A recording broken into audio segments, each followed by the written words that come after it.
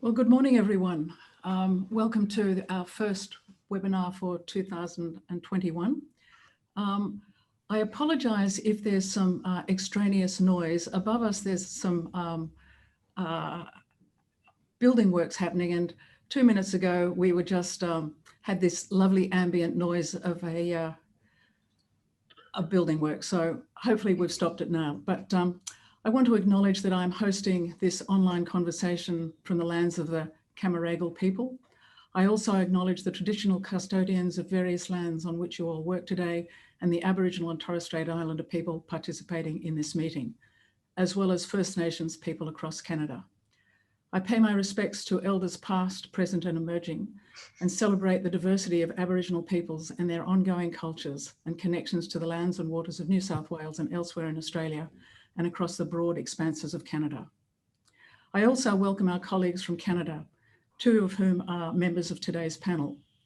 It's good to have you participate, and hopefully this will be the beginning of cross-Commonwealth participation and cooperation. There will be more to come later about the future initiatives across 2021, but that 2020 was a difficult year for all of us is an understatement. Indeed, the word unprecedented was so often used, we stopped listening. Many of us experienced lockdown, had to develop and learn new skills, put courses online very quickly, rethink our pedagogy and assessment, as well as negotiate the pleasures of Zoom, Meets or Skype. Despite this, or in spite of it, we've responded and delivered courses. Student learning did not stop, but it was different. It tested everyone's resilience, but reinforced our commitment to students. There have been many positive outcomes. The delivery of a series of webinars and symposia by Studiosity enabled more people to participate. And while we were unable to have our usual Studiosity conferences, where we were able to bump into each other, have coffee or lunch and establish a community of interest, we now have one that is much more inclusive and diverse. Over 640 people have registered, and it's fabulous to know that 20% of these are Canadians. So come on, Canada. Student wellbeing is a challenge, but it's also a central responsibility of what we do in any education setting. So how the session is organised, I think I've now had my 5 minutes of introduction. I will then ask each member of the panel a series of questions that relates to their expertise and experience. We'll have questions that are taken from the audience, and then I will attempt to bring it all together and end it with a final comment about some further initiatives. So before we get to the questions, can I ask each of you to provide us with some background on your experience regarding student wellbeing? I invite Professor Anne Duffy to start off our conversation. Thank you, Judyth, and I'm absolutely honored and delighted to be asked to participate, and thank you everyone for listening. And as Judyth said, this is a very important topic. By way of introduction, I'm a psychiatrist by training and a clinical consultant working at Queen's University Student Wellness. As well, I'm a full-time academic with the departments of psychiatry at Queen's University in Canada and also affiliated with Oxford University in the UK. My research focuses on understanding the onset of mental health concerns and disorders in young people, including more recently university students, with a particular focus on university students. And the hope is that this research will inform us on prevention and early intervention initiatives that will improve outcomes for young people. As Judyth mentioned, whilst university is an important opportunity for higher education, it's also a critical opportunity for positive emotional growth. It's also, though, a high-risk period for stress and for poor mental health for some. And poor mental health, as we know, is associated with academic problems, school dropout, diminished employment opportunities, and long-term disadvantages. Therefore, universities are increasingly recognizing that supporting student well-being and promoting student good mental health is a priority that we all must share in the university community, and is directly related to our educational mandate with clear benefit for our students as well as for larger society. And that's why I'm very interested clinically and academically in this area. Thank you. Thank you. Professor Kylie Readman. Kylie, can I invite you to? Thank you. Yeah, thank you very much, Judyth, and thank you for the invitation as well. I'd like to acknowledge the Whadjuk people of the Noongar Nation, which is where I'm from in Perth in Western Australia, and that's the traditional owners of this land. My background is quite different. It's in learning and teaching, student engagement and success, and social equity. So as an educator, I've been student wellbeing's been of concern to me because it has got a direct impact on student success and engagement.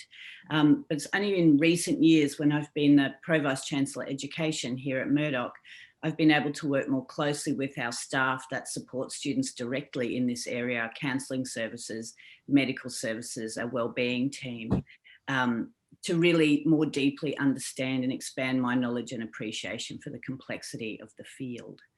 I also was involved in a research project a couple of years ago that investigated regional student success.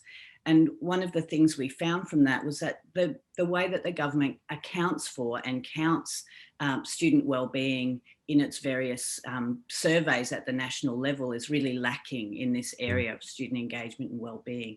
So actually don't have a really good, and I'm sure others will talk about this as well, but I think that's an area that we should be thinking about nationally, is how we count and account for students' experience in relation to their wellbeing. So I'm really looking forward to the conversation today and hearing from the other panelists as well. And thank you for the opportunity to join. Thank you, Kylie.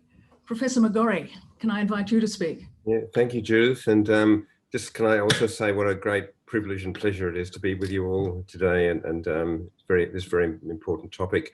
I'd like to start by acknowledging the Wurundjeri people of the Kulin Nation, on whose lands I'm speaking from today, and of course their leaders, past, present, and emerging, and the contribution that they're making to our society increasingly so. So it's great to be able to say that today.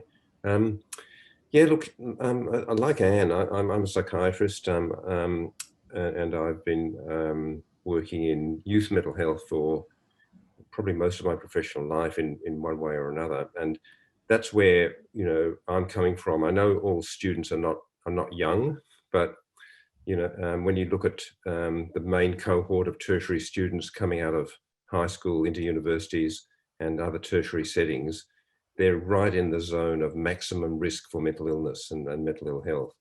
And in Australia, I think about 40%, correct me if I'm wrong, about 40%, maybe even higher now, of young people do go into tertiary education these days. It's a big change from a few decades ago.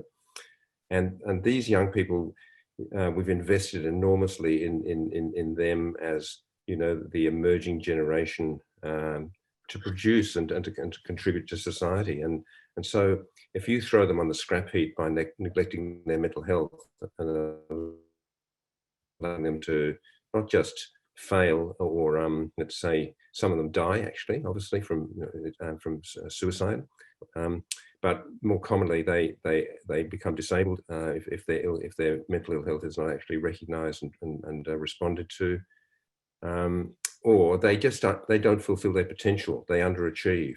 And measuring that, as I think Kylie was saying, measuring these sorts of impacts, and I think it's been lost a little bit in the wellbeing ethos.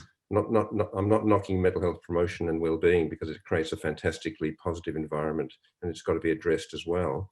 And you can improve potential that way too, but not recognising, responding to the main health problem that young people face. It's been a wider issue, which we've been obviously campaigning for reform and investment in mental health more generally, but particularly in relation to the students. And, I was kind of shocked, despite the efforts of a lot of people, at the lack of sort of progress in student mental health since I was a student back in the 1970s. And, many of the structures and health services were very similar to what they had been back in those days. And so we actually wrote a policy report for the federal government here through our policy team a few years ago, and that catalysed Greg Hunt to invest in a university framework, or a tertiary student mental health framework, which was conducted as a sort of piece of public policy consultation over a couple of years, involving Universities Australia and all the relevant stakeholders, and obviously students themselves.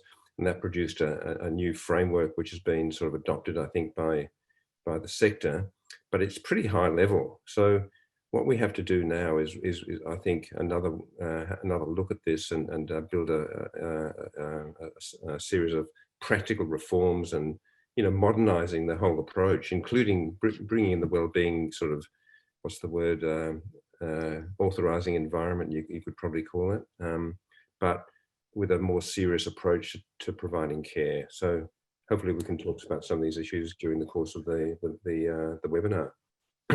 Thanks very much, Patrick. And could I now invite Dr. Deirdre Pickerel from Yorkville in Canada. Deirdre, introduce yourself, please. Thank you so much, Judyth. As with the other panelists, it's a deep honor and privilege to be here. I'm coming to you from the west coast of Canada. I'd like to just acknowledge that I am on the unceded territories of the Kwantlen, Matsqui, Katski, and Semiahmoo First Nations. This has been an interesting question to ponder, this background on student well-being as I've prepared for this today, especially among such distinguished panelists. My background is probably more similar to Professor Readman's as an educator and curriculum designer. Student well-being via the lens of experiences within the classroom has been a hallmark of my work. But more recently, as Dean of Student Success for Yorkville University and Toronto Film School, I've been very privileged to have the opportunity to set up the Student Success Unit and bring together services that were quite dispersed around the institution, relating to career services, tutoring, more importantly, academic accommodations, and mental health and well-being. So now we've been able to, broaden and really quadruple services and make sure services are available to all students rather than kind of subsets of students. There was, I think perhaps because as Pat mentioned, we have younger students now, and so we really had to make sure that we were looking not just as our adult learners that were coming back for mid-career and graduate programs and things like that, but we really had to look at how are we going to serve a younger population and all of the, the transitions, that high school to post-secondary transition, and how we're going to manage that. So, we've managed to, as an institution, as I mentioned, like really kind of quadruple services rather than having this subset, and really making sure that students have access to a broad range of mental health services, not just one-on-one counseling, but really looking at a much more holistic approach across all of the interventions and all of the services and departments that students might engage with. So I'm really, like others, I'm really looking forward to the conversation. I think this is a really important discussion to be having, especially at this time. Thanks very much. And our last people to introduce themselves are 3 students that we asked to make a video of their experience of last year. So Ev, can you upload the voice of our 3 students, one from Canada, one from New Zealand, and one from Australia? I think it kind of highlighted to many students who were on campus how isolating studying online can be. Like I have found it really tricky studying externally by myself in the middle of nowhere with nobody who's doing the same degree. And then if you take the social aspect out, then, some fare better than others. I mean, I know some people in my life have had to go to counselling, and, a few people have actually, I imagine, dropped out of university altogether. Even in this crazy time right now, like you could feel like nothing's working out for you. Or I really found during COVID, my own kids struggled, which the flow-on effect meant that I was up at midnight, 1 o'clock in the morning, trying to do my study. So yeah, it was really hard. I like being on campus. I like learning with hands-on experience. Like the online school right now isn't too bad. I definitely see the effort in my education, but as far as it being like the best way on getting educated, definitely not. And I think, it's really highlighted, I would hope, to universities how important it is to know your students. So in absentia, I want to thank those students for the time and energy that they put into putting those small grads together. But I think that many of us were able to both feel the challenges that they had, and we experienced them ourselves as well. So let's get moving with the questions. And I'd like to start off with what I call in my discipline, a Dorothy Dixer. And it's really, I'd like all of the panel members to answer if they feel so wanting to do. So the question is, for a number of years, those of us working in universities have observed an increase in student stress and anxiety. To what extent has the pandemic caused increased student anxiety and stress? And what should university administrators, academics, and professional staff do to provide more diverse sources of support? Can you give examples of what you've done in your institutions? So could we start off with you, Kylie? Thank you. I'm never prepared for you to ask me first, Judith, so that's, I'll be ready next time, I promise. Look, I think the normal stresses that university students faced remained, but the pandemic has added an extra layer of stress to that. So obviously, financial stress initially, loss of casual jobs, loss of accommodation, food was an issue for our students, access to the internet to study, university fees, they all flow on from that. International students are worried about families back in home countries that aren't doing so well with the pandemic. So that's been certainly exacerbated as time goes on. And I don't think we can underestimate the impact of the death toll rising internationally, an increasing number of our students dealing with grief, family members and friends dying from COVID. And so obviously, when they're in a state of vulnerable mental health, more crises, more hospitalisations, acute mental health presentations take place. We also note that domestic violence has increased during the pandemic as a result of changes to accommodation, being in isolation and lockdown and so on. So they're pretty significant things for a university to have to deal with, for a counselling service and a medical service within a university. So really, our team has focused on a few things. Rapid switch to online provision, making sure links and support services were very visible. We went crazy with comms about available supports to students. We developed a social connections calendar for online. We brought forward our planning for a suicide prevention program.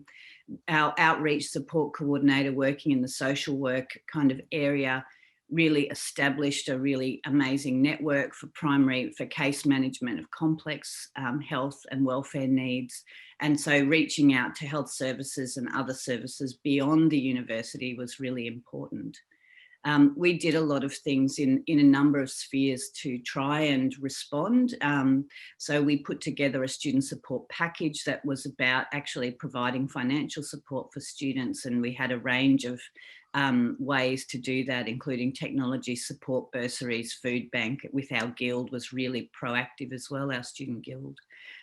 We put in place an academic safety net. A number of universities in Australia and perhaps globally did do that, so that students who were in a situation where they failed as a result of their change in circumstances they had a different grade recorded to note the impact of the pandemic on their ability to study effectively. So there are a lot of things that we put in place, but it didn't mean that people aren't still being impacted. We had a snap lockdown in Western Australia last week for 5 days, and it's the first time in 10 months. So we've been extremely lucky, extraordinarily lucky here. But straight away, their presentations went up because people are remembering and recalling the impact and hoping that it doesn't happen at that impactful way again. Okay, thanks. But I'll be quiet because lots of other people have probably got reflections as well. So Patrick, if I can move to you, and one of the questions that's just come to us from somebody at the ANU is about suggesting some good resources for people without a psychology background. Resources for who? Sorry, Judith. People without a psychology background? For students, you mean, or? I assume that this is a person working in one of the colleges at the ANU, so I think it's probably academics. Oh, yeah, right. Okay. Well, the Orygen website and Headspace have got lots of youth mental health resources. There's no shortage of material now, so that shouldn't be the problem. The problem is like what Kylie was saying. responding to the rising tide, basically. I mean, quite right. We need more data, more accurate data, but the data that we have suggests the mental health of young people is getting worse, despite in Australia, we have made some efforts, like, for example, putting a headspace network around the country for at least an entry portal, but that entry portal is getting clogged now with waiting lists. And I'm sure all the student health services are clogged as well. And they only cater for a small percentage of the people that need a response, and the need for care is going up. So, and in the framework process, we basically had debates about whose responsibility that was, and it reminded me of how the discussions were in schools maybe 10 years ago, where the teachers were saying, well, it's not really our responsibility. We're not a health service. We're an educational organisation. But so the duty of care issue has got to be confronted here. Who's responsible for this issue? And that was hammered out in the framework. It was some tough discussions there. A lot of buck passing. Is it the universities? Is it the government? Is it the mental health system? That some people were saying, well, it's not our problem. Why don't you people fix up the mental health system? And well, we've been trying, and we've got a Royal Commission report just about to land in next week, which will transform the Victorian system. Federally, it's on the agenda, but so there's a number of moving parts here. But it's urgent.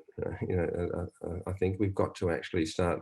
And resource materials are very well. We've had that coming out of our ears through the pandemic. Every organisation in the world repeats the same 4 or 5 things: connection, exercise, the usual simple things. But that doesn't cut it when you've got a significant mental health issue. And so we've got to take this a lot more seriously, I think. Mm-hmm. Deirdre, can you tell us what's happening at Yorkville? Yes, thank you.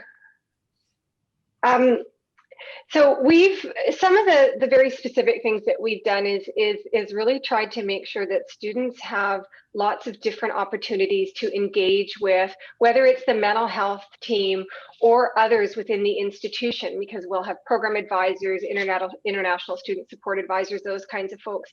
And we've also really worked very, very hard to try to make sure that other opportunities that students would have had on campus to engage with each other still exist.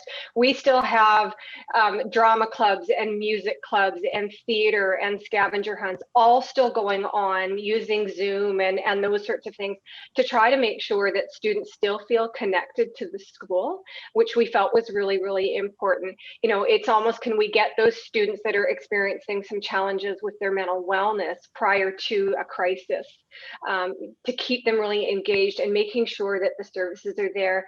We've also done a lot of work around peer groups with the support of one of our mental health professionals, bringing peers together. And this approach has worked quite well for students that may not normally want to access one-on-one supports. We have some students across a number of cultures, including Western cultures, that are very resistant to one-on-one counseling, to individual counseling. And even if they are prepared to go to individual counseling, they don't want to do it on Zoom, and they might not have the safe and private space in order to engage with a mental health counselor in the same way we're interacting now. So we have found that the peer support groups have brought mental wellness discussions to the forefront, but without making it seem like it's counseling. And then on the staff side, we've also done a lot of in-service for faculty and staff to try to equip them to recognize some of the early signs, updated our student crisis protocol, those sorts of things. And we're actually working on a mental health certificate for faculty and staff. We're not trying to train them to be mental health professionals in any way, but how do we recognize the signs? How do we engage with a student in conversation if the student may be hinting around suicide ideation? So we're trying to make sure that there's comfort among our whole support population to support students in any way they can and get them into the system. And Anne, would you like to add anything to any of the comments that people have made? Myself? Yes. Yes, thank you, I would. And I agree with all the things that have been said, but picking up on Pat's point, So it's interesting, the pandemic is a global phenomena, and the increasing demand from students for mental health welfare and support is a global phenomena. And it preceded the pandemic and has certainly been amplified by the pandemic. And, you know, it's so interesting sitting at different universities and from different countries and really different student populations, and it's the same conversation. You know, what should we be doing? How should we be doing it? And obviously it needs to have a sort of rationalized, multifaceted, multidisciplinary approach, because what some students will need in terms of mental health support is going to be quite different from other students, and it's not one homogeneous population in that sense. To serve. And one of the things that I noticed, so our university struck a working group, a commission for the principal, following on the tail of several student deaths, tragedies. And unfortunately, that's oftentimes kind of what focuses attention, these global events or local tragedies. And so it was an opportunity actually to sort of look at what we were doing and how we were doing and what should we be doing. And one of the glaring things that came out of that report is that just like in many institutions, we didn't have good quality data. We didn't really know how to measure what the student need was and how we were doing and what we were doing. Was it making a real difference? And I think that's true across universities, really. It's really interesting, and it's an opportunity. And so now with the pandemic, it's actually even focused our attention even further. So we know that mental health concerns have been increasing and outpacing enrollment in post-secondary education. And the usual suspects are anxiety, depression, self-harm, and substance abuse. We know, as Pat said, this is the peak period of risk for the onset of serious and persistent psychiatric illness. So we don't want to miss that in the student population. But of course, that's a much smaller proportion of students who might seek or benefit from some sort of health promotion or mental health support. We know from data from around the world, there was just a study published from the University of Vermont, certainly our own research in Canada, research from France, Japan, showing that around the world, these so-called common mental health concerns, anxiety, depression, self-harm, substance use, are increasing even further in the context of the pandemic. So just very quickly, we actually studied this in undergraduate students attending Queen's University in Oxford at the beginning of the pandemic, and we've since followed up with students. And what we found was really a wide range of concerns from students about the pandemic, worries about catching COVID, but more importantly for students, worrying about passing it on. They were more concerned about having COVID and passing it to somebody else and creating illness in other people. They were largely following the government regulated guidelines and were very aware of the seriousness of the situation. Sometimes students get a bad rap, you know, and I think that what we found with our university students was they got it. They were following generally the regulations. They were very concerned about missing out on quality and rich learning experiences. At the spring term, they had a negative perception of online learning. They didn't think it was the same as that student video showed, that this isn't the same quality of learning experience. They were concerned financially because, of course, the commitment remained, but yet their own ability to work during the summer, say, or work in the fall term was diminished, work at an on-campus job, and their families were also financially impacted by the pandemic. So it was real worry for students. Not as much at Oxford as at Queen's, but it was a worry globally. And they were also worried about the impact and implications for their future academic career and job prospects. Now, the majority of students, over 70% at both universities, already felt that the pandemic had a very negative impact on their studies and interrupted activities related to maintaining their own well-being. So things like their social life, obviously with social distancing, remote learning, and their ability to get engaged in hobbies and recreational activities. A sizable minority of students, so this is a take note universities, indicated that they may not continue their university studies. So for example, 29% of Canadian university students at Queen's in the spring were mulling this over. Should I take a gap year? Should I take a break? Should I leave university? 14% of Oxford University students indicated the same thing. When we asked them for free text responses, common themes identified included the concerns around social isolation, feelings of loneliness, anxiety, and a sense of restlessness and boredom, like a kind of agitated boredom. The concerns around adapting to an evolving academic and institutional landscape. So what were the rules going to be now? How am I going to carve out a safe place to study at home? Family boundaries while studying at home. Well, why can't you help with the dishes? Can't you do that online exam later? Online learning as an entity in itself. Of course, finances, like we've mentioned, a disruption in support services, even though the university had really, sort of stood on its head to try to shift everything to a remote access kind of format.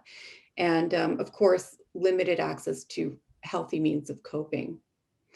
So as everyone else has said, the university has really sort of been working flat out to try to provide services online that are more accessible. We've changed our care pathways within student wellness to try to improve access.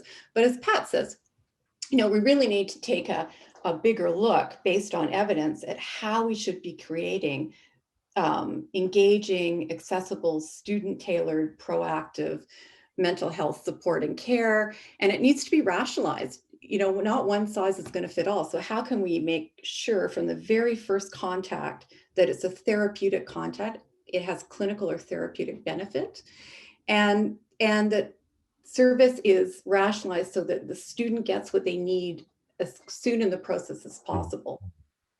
That's such a challenge, because if you're in the midst of emergent psychosis, you don't want to go through the same doors as somebody who's otherwise well, but sort of has overwhelmed coping resources. So these are different problems, but they get kind of lumped under the rubric of mental health problem. So I think that's something more for discussion. Judyth, could I just jump in there just so we don't lose that great point that Anne just made? I mean, we've put a lot of thought into this, and the people that have helped us the most have been the young people themselves in helping us to design the right models of care. And it addresses that issue that Anne just mentioned. Actually, all young people are the same in the sense that, they don't want to think like psychiatrists in partitioning themselves into different labels or boxes. So you do have to have a common entry point. And Headspace in Australia has been that.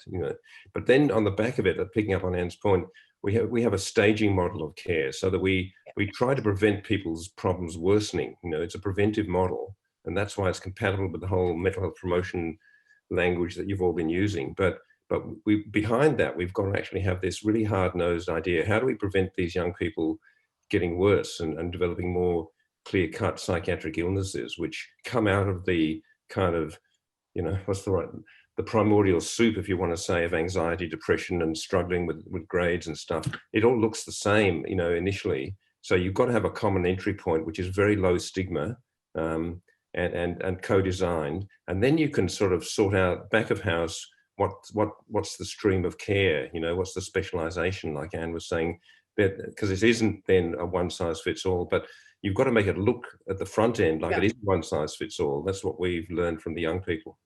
Absolutely, Pat, and I couldn't agree more, and thanks for bringing that up. And the other thing too is that we learned actually very early on as well that we have a true partnership with students in all of the research that we do, because otherwise you're not going to engage students, and we learn a lot from them, as Pat said.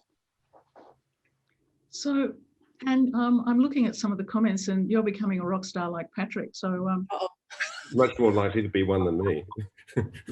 So well done, and the Canadians certainly appreciate hearing Canadian perspectives, but some of the Australian comments are also indicating great to hear a Canadian perspective. So thank you for your comments. And you started to mention something about stigma, and stigma plays an important role in students' attitude to seeking support.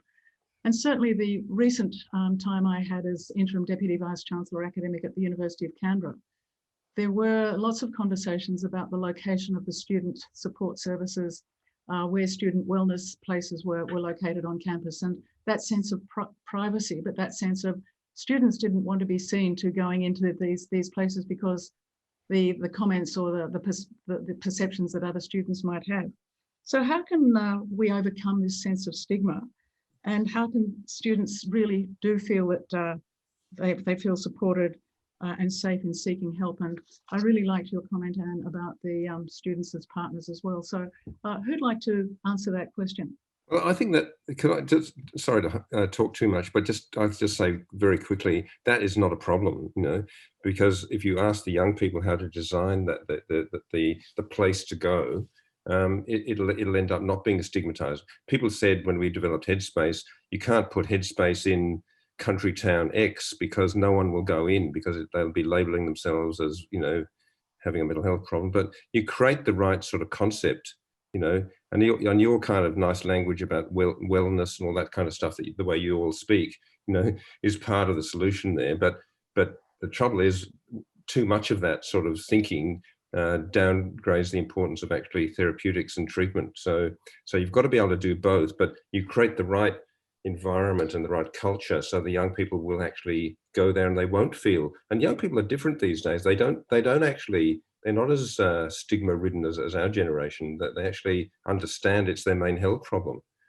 So that's things have changed. You know, so I think trust them to create the space. So that sort of partnership is a really important one as a message to give to administrators in university. Absolutely. I fully agree with what Patrick's just said, and actually I would endorse that. So far the feedback from students has been they want a place that's accessible on campus, that's student tailored, student specific, in partnership with students. They don't want to go off campus because it's just they just won't have time or won't go. It's not their village, it's not their community. But they do want, even of course, and it makes sense, and something that's engaging, that feels like it reflects and resonates with them, something that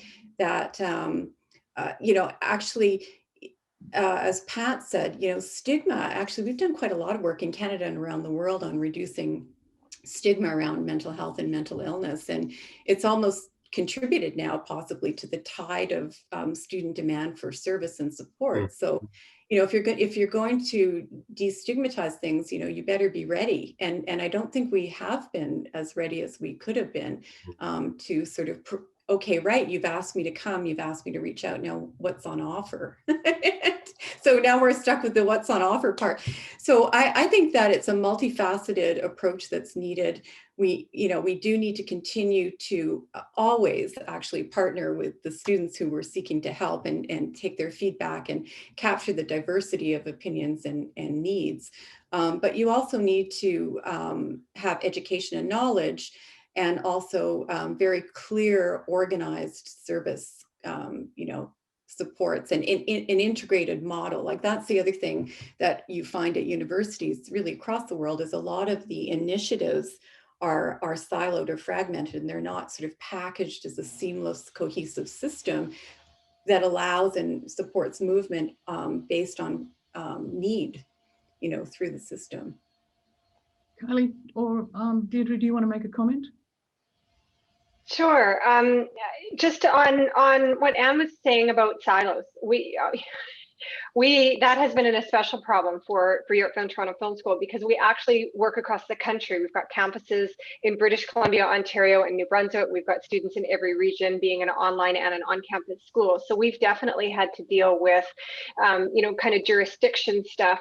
The interesting thing about my unit is that we are one of the only units that is system-wide. So it doesn't really matter what program the student has attached to. They all are streamed to the student success unit in terms of their mental health and wellness. And that has not been without its problems, but I think it has helped address some of those silo pieces that Anne is talking about. Because when we want to go and do an intervention or engage with one of the academic teams or one of the programs, it's just kind of, we slide right in there because we're known as this overarching unit. So I think that has helped.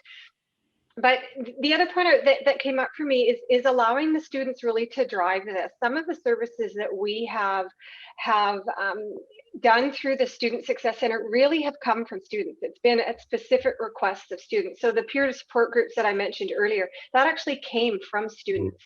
We don't want to talk one-on-one. We want to do this in groups. Can we come together so that we can have, you know, talk about this shared experience? And so it was very easy for us to do some of those things. And I think because of the fact that we're this unit that doesn't really exist within the silos, we were able to pull that together and have program specific groups, but also allow students to mingle across programs. So you might have graduate students and diploma students in the same anxiety support group, test anxiety support group, whatever it might be. So I think those have been some strategies that have worked quite well for us. We've been able to pull that off as an institution. Kylie, any comment you'd like to make? Just a couple of quick things, because I think everyone's really covered this topic really well. And I'm very conscious of the point that was made earlier, that when you decrease stigma, you have to be ready to increase service, because that's what you're inviting. So I think that's really important. I think the student-led activities are really critical. We have a program, it used to be called Students as Change Agents in Learning and Teaching, actually a collaboration with colleagues at the first in Canada. But we had to just change the title to Students as Change Agents, because students were putting up projects, and most of them were to do with mental health, wellbeing, social connection, decreasing stigma. And that is where they wanted to lead. So they were interested in the learning and teaching stuff to a degree, but only in relation to mental health and wellbeing.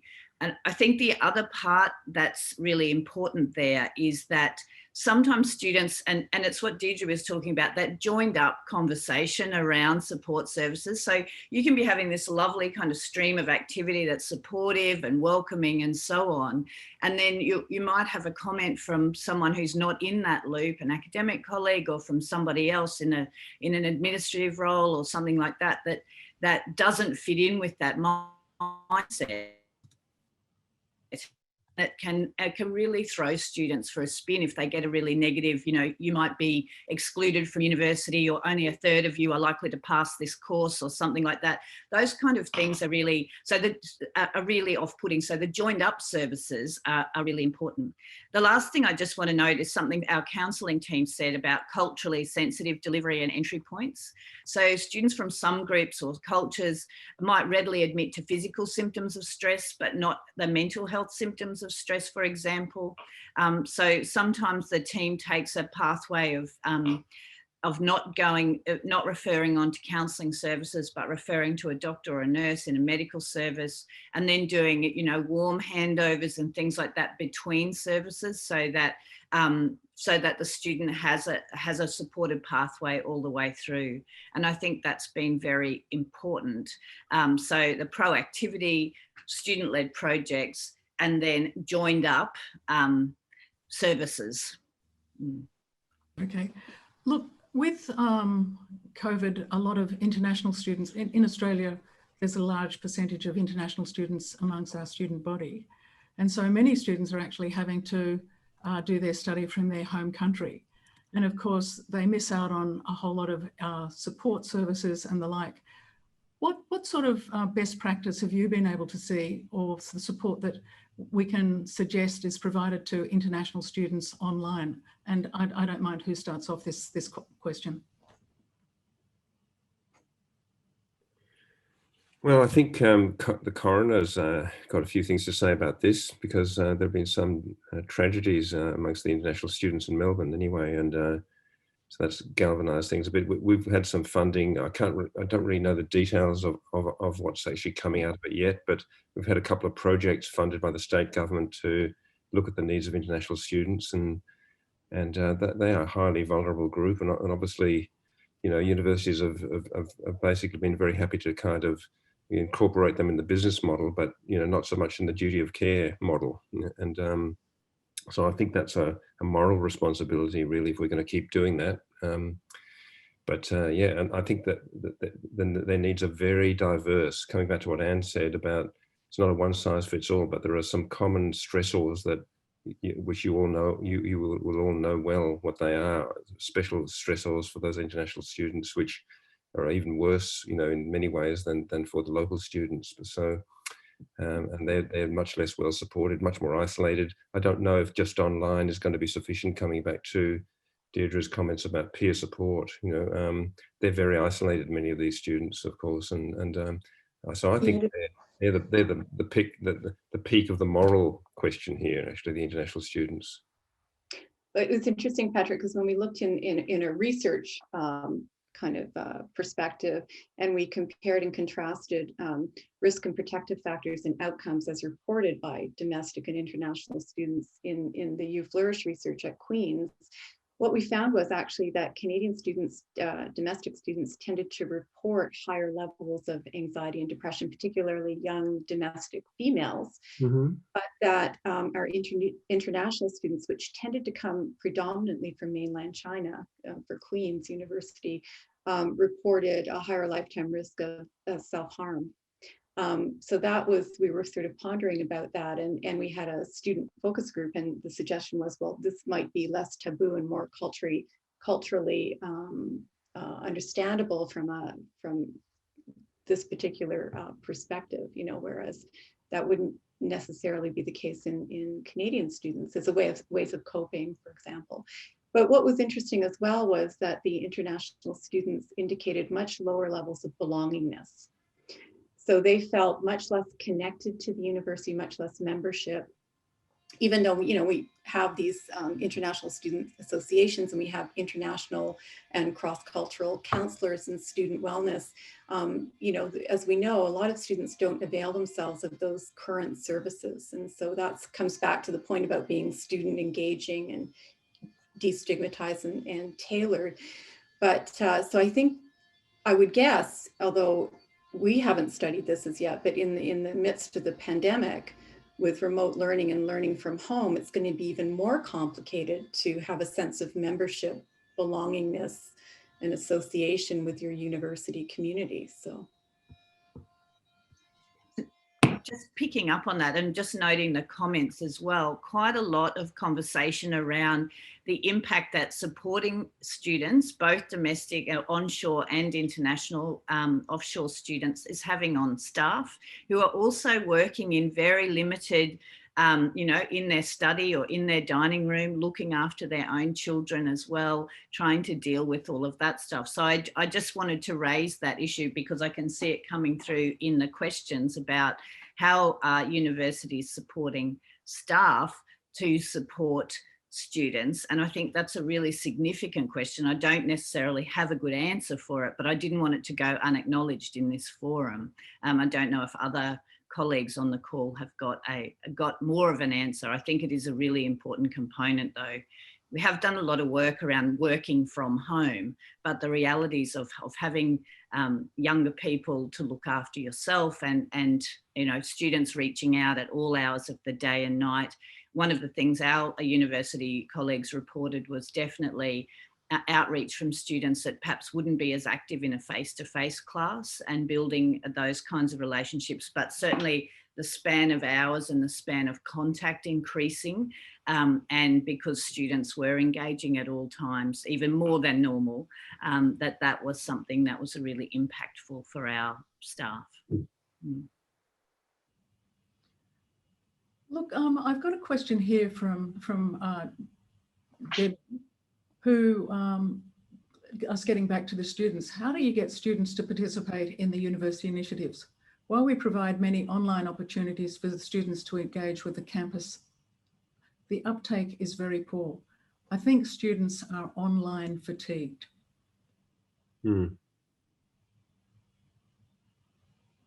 Anybody? Yeah, I would agree about the online fatigue, because we had a drop in our participation rate from 60% of all eligible students to 30% post-pandemic. But I can say what we've learned coming back to this idea about partnering with students and student driven ideas. We were successful in our research up until the pandemic of engaging, as I said, 60% of all eligible undergraduate students to tell us and to join a conversation on, have your say, tell us what you need, tell us what's driving this, help us to understand, So then we can have reliable information and partner with you to change things and to adapt, develop, and strengthen things. And so, and I think we were so successful in that, Judyth, because we had students lead the engagement campaign. So we actually had them tell us how to engage students. And so, you know, I think that's the key, really. You've got to have something serious on the table, not I don't know, weak and superficial things. If there's a serious initiative, they'll get involved. Yeah.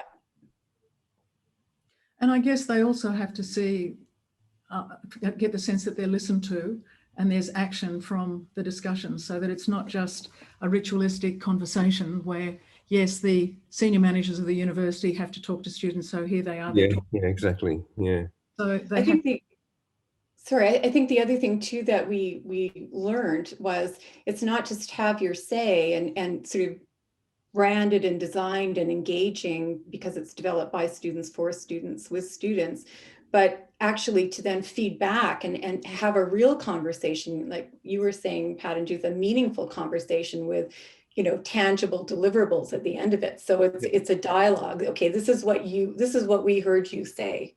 Yeah. Yeah. And you know, it's this back and forth, right? Yeah, exactly. And I think you've got to give them some power. You know, I mean, in other words, gives them a role, not just listen to them and take their advice and run with it, but right. You involve them at every stage. And, you know, it's sort of a bit like the lived experience sort of argument in mental health, that you've got to give people some power and share power on these things. And universities may not be that great at that. They're a little bit hierarchical. Mm-hmm. Kylie or Deirdre, do you want to make a comment? I think one of the most powerful things is, I'm just thinking about that tiered approach to that Anne mentioned right at the beginning, being proactive. I think one of the things that we haven't talked about very much here is about intentionally designed curriculum, which an engaging curriculum is part of the mental health framework. It's something that all academic staff who are teaching are involved in. So I'm thinking really about student emotion here, enhancing student emotion and positive sort of psychosocial responses around motivation, self-efficacy, identity, that actually can support students as successful learners. So, you know, that increasing in student engagement, reducing the impact of previous disadvantaged structural risk factors or other things like that is actually, I don't want to underplay that either, because before people fall into any kind of risk category, or sometimes they come to us in those categories as well, but being really proactive within the curriculum, which is the reason that students come to university, because they can see a purpose in learning, can see a future, and perhaps a family changing, community changing future by attending and engaging in university.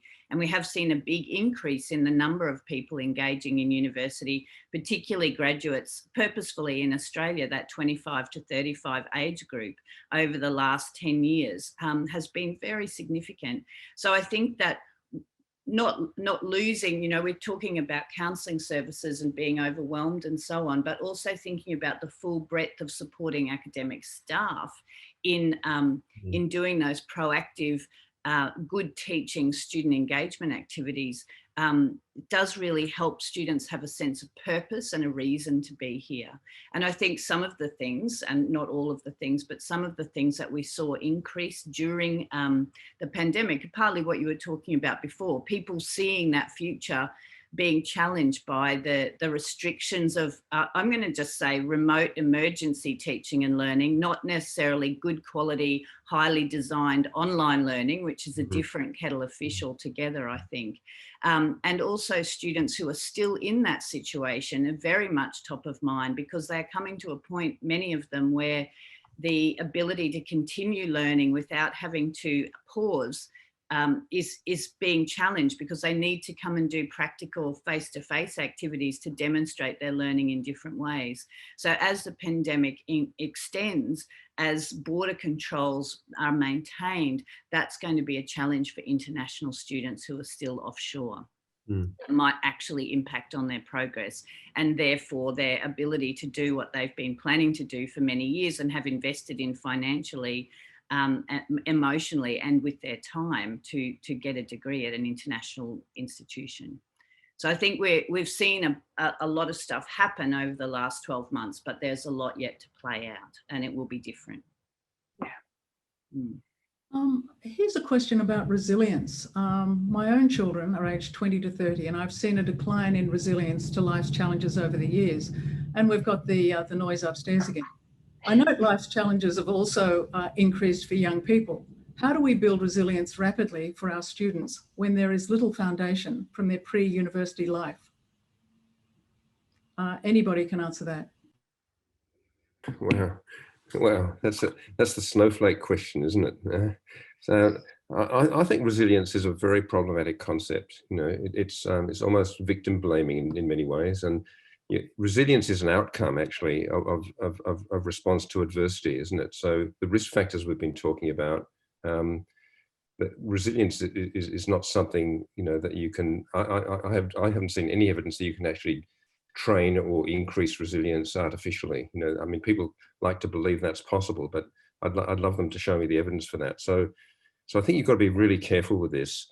There's no doubt that the risk factors, and they're kind of broad geopolitical ones, including things like climate change, certainly the pandemic and all the things you've been talking about, especially what Kylie was saying, are threatening the mental health of young people. It's not just that they're more willing to seek help and they're more open about it. That there's really good evidence that the mental health of this cohort of young people is worsening, you know, over the last 15, 20 years. So I think it needs a much more serious discussion than just sort of blaming the young people themselves here, or the parents for that matter, for not making their kids more resilient. And I would say, sorry, I was just going to add to that. I agree with what Patrick has said. And I think too that, you know, I spend a lot of time clinically, and now we're actually developing a mental health online literacy course that kind of gets at some of these issues, you know, like that, of course, we want to study why is this happening? Why is this increasing mental health problems in younger generations? But then we have to figure out what to do about it. So, you know, to try to sort of support healthy emotional, social development in young people, given the context that they find themselves in. And so, you know, trying to help with that in terms of, you know, lifestyle choices, self-regulation. You know, there's some evidence for high stress students to use mindfulness. It might not work for everybody, but certain targeted populations of students, you know, maybe some psychological support for high worrying students, you know, that kind of thing. So, you know, I think that there are certainly well-being resources and coping strategies that we can impart to students that would be helpful. And simply, you know, I spend a lot of time in Canada now that we've gone and legalized cannabis, telling them, you know, regular cannabis use is not good for your developing brain. We know that evidentially. So just, you know, put it aside and you know, so try to up the protective factors and mitigate the risk factors as much as one can. Yeah. But whilst having fun and exploring life, right? Yeah, if I could just jump in, but this speaks to what Patrick was saying early on around the duty of care, right? We can't expect that all of a sudden the university environment is suddenly going to solve all of the, you know, problems or provide all of the supports. It really is a system-wide. We need to be looking system-wide. It's not just universities, it's K to 12. You know, students, the transition from post-secondary, from high school to post-secondary is, you know, can be a really challenging time, but students, we're seeing evidence that the problems are not happening starting when they get to university. It's happening younger and younger. So then there's what role do the K to 12s have to play? What role do communities have to? So, you know, I think that universities have an important role to play here, but this is part of we need much bigger stakeholders to come to the table to I think wrestle with some of these big questions. I couldn't agree more, Deirdre. I mean, and obviously we've been trying to, I mean, the neglect of young people the neglect of these young people, the teenagers and young adults, especially the young adults actually, by society has been extraordinary, you know. I mean, there's an English psychiatrist called John Gunn who said the neglect of adolescent mental health, but I'd say young adults, emerging adults as well, is a form of self-harm that society has been inflicting on itself for some time, you know. And it's starting to change, you know, because you know, people are realizing that the mental wealth of the society comes from this phase of life. And if you neglect them, and their main health problem is whatever you want to call it, mental health, well-being, whatever, that's the issue in a modern society. Yeah, I was going to say now that infectious diseases have been beaten, but it's hard to say that these days. But assuming that, you know, the pandemic will settle down in another year or two, it'll go back to non-communicable diseases, and this is the big one. Yes. And it's been massively neglected. And of course, you've got to have a holistic view of it, like everyone's been saying. These major forces in society are threatening it, but you know, they've been neglected. They've been really let down. You know, I think, and we can be very critical of ourselves for having done that. And there's a question here from somebody who wants to know, did your research consist of domestic and international student cohorts? Yeah, so the research actually has expanded. I was going to talk a little bit about that later, I thought, but so we branded it You Flourish, Flourishing at University. And basically we started off with a very, very small budget because, of course, just like the argument about, well, is student mental health, does it fall within the umbrella of clinical services or does it fall within the Ministry of Education? You know, student mental health research kind of straddles a number of different worlds as well. And so we had this small philanthropic gift, and we decided what we would do is we would start to collect data on a representative cohort of students at entry to university, and it looks actually like the transition from secondary to a higher education is a high risk period for a number of different reasons, probably. And so we invited all eligible undergraduate students first year who are entering Queen's University to take part in this study, which was started off as a biannual electronic survey that then we then asked permission to link to their academic record with the university, and more recently to their student mental health chart to kind of track transitions through mental health services on campus. And we've just expanded that research now to include the University of Oxford, which I'm very happy because we can compare between countries and institutions.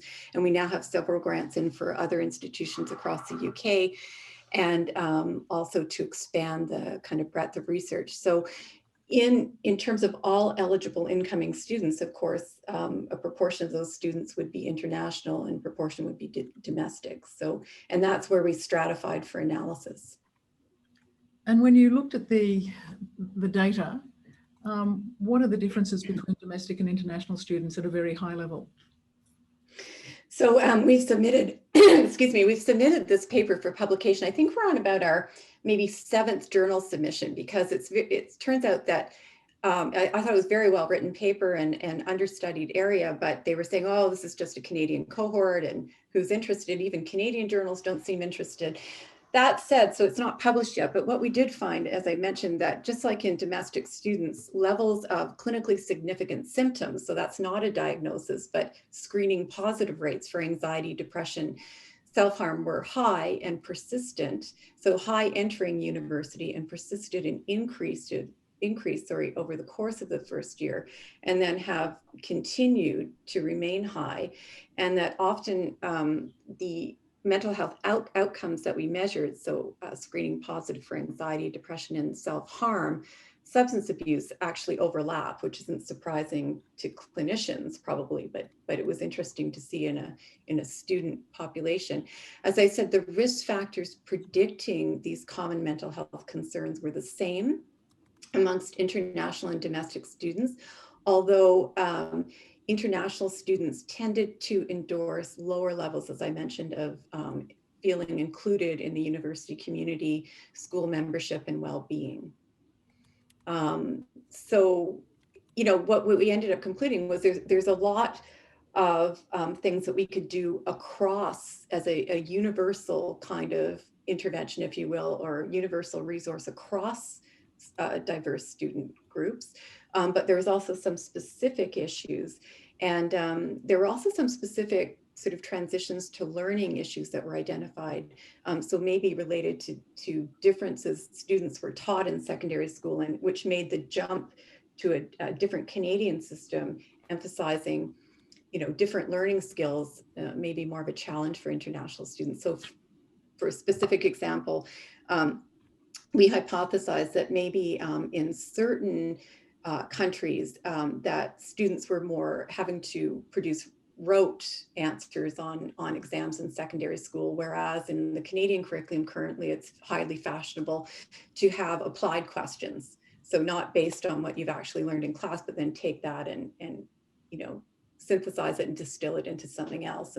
And also that there's a lot more expectation for participation. And if English isn't your first language, that also creates a barrier for international students. A question here from Leah Schwartz. There's been significant focus so far by panelists on student mental health, but many more of our students would benefit from preventative wellbeing measures. Does the panel have any insights into evidence-based approaches for these? So I think that's one of the challenges, is that the evidence is scant. So there's a lot of good intentions and a lot of well-being initiatives out there, but there's very little evidence about how well they work and for whom. And so I think that's another kind of plug, that I think it's justified to invest in well-being, student well-being research, so that we know what we should be doing and what the effects and benefits can be expected. I don't know, Pat, what would you say about that? Well, it's a good question. I mean, I think what we've seen in Australia in the last 20 years is huge growth in support for well-being and awareness, through things like Beyond Blue and so on, but still, like a total failure to invest in mental health care. That's why I've been probably labouring that point a bit. But it's a good context to have.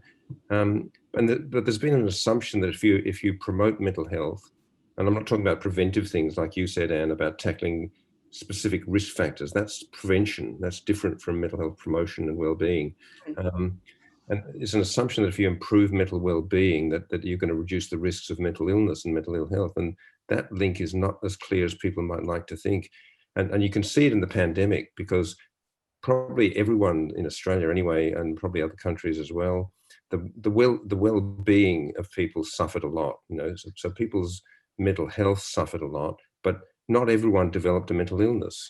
I mean, there was probably a finite increase in mental illness and mental ill health too, but the most universal thing was a loss of well-being. So the two things are not the same thing, and the kind of link between the two is not as simplistic as a lot of people seem to think. And of course, you've got to work on both fronts. I'm not saying one's more.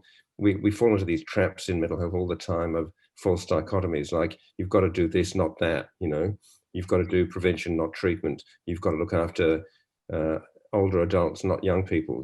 These false dichotomies are everywhere in mental health, which you don't see in cancer or heart disease or any other health area in the same way. So it's a simple trap which produces faction fighting within our field, actually, and it's very destructive. So I think want to support both of those initiatives, but we do need better evidence and a better conceptual framework, I think. There's a question here from a first-year student. Experienced a lot of second-hand stress from lecturers and tutors who were rightfully struggling themselves.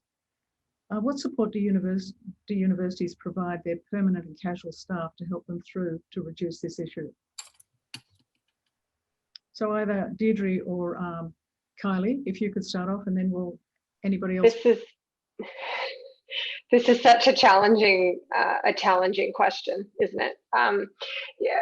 Speaking for Yorkville, obviously our staff have access to employee assistant programs, so paid for mental health care. Of course, the challenge then is what's the uptake, and can you find service? Because it's just as challenging for students to find services in the community. It's equally challenging for faculty and staff. So those services are certainly, available, and therefore, it's not as much of a money issue as an access, issue. But I think from a leadership perspective, the mantra, if I could, that we're talking about a lot at the institution is patience. And recognizing that, in some cases our students aren't operating at their best, but neither are we. And so, if we can all give ourselves permission to, take that breath, be patient, recognize that, everybody might be, if I may use the term, a little bit snippy at the moment. And so, giving ourselves, having those moments to say it's okay that we're not okay, and we don't have to put on a show for students at this point. As a matter of fact, I think it's much healthier for students to recognize that their professors and their staff are also struggling.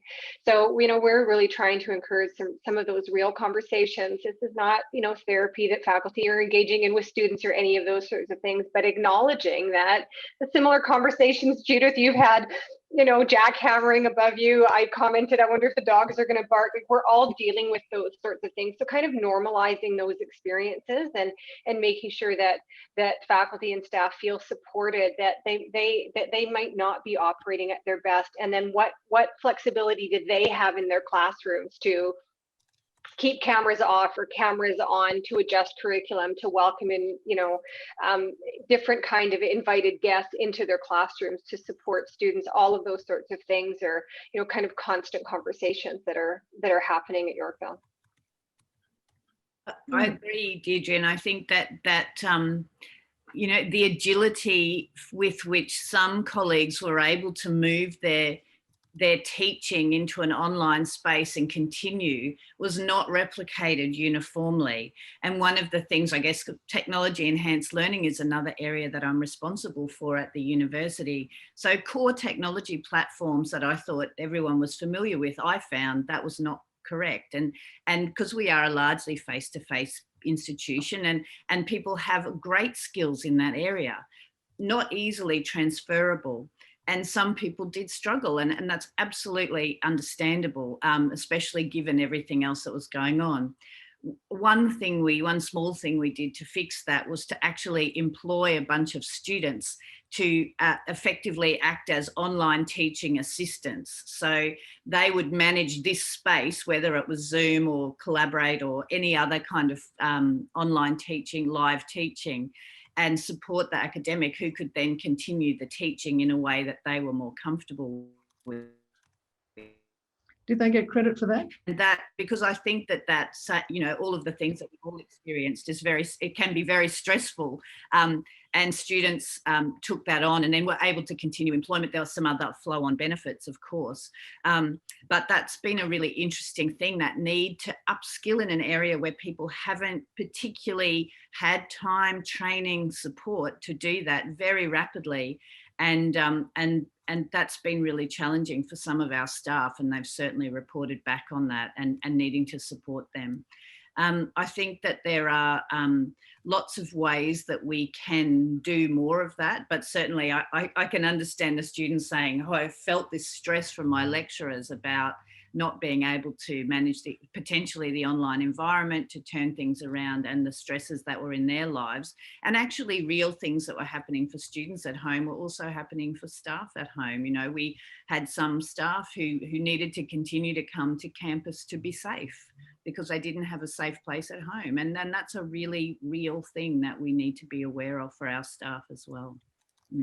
Thank you, and that's a good place to finish. We're already 1 minute over, so my timing, yet again, there's room for improvement in the quality assurance language. One of the things that I said that I would try to do is that I think that it is a common problem across multiple jurisdictions. There aren't simple remedies, but by working in partnership with students, by getting rid of silos and collecting evidence, we can start to improve practice, but we can start to share practice so that we can develop this broader community of practice so that students are first, but students and staff work together towards the common goal of well-being. Can I thank the 4 fabulous, we now have 4 rock stars now, as far as I'm concerned, in this area.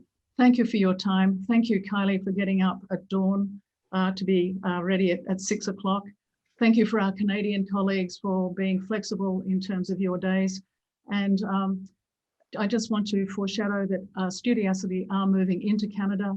We are putting up an academic advisory board. We have 2 former vice chancellors who are members of that advisory board. We're looking for a 3rd one.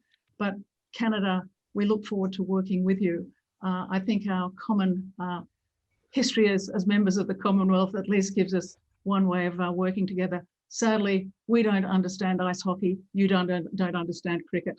So we can learn from each other. So thank you, everybody. We will be putting the recording of this up on the web, and we'll be also developing a number of places where resources can be accessed. So thank you again. I hope everybody has a splendid morning, afternoon, and evening. See you at our next in March. Bye. Thank you.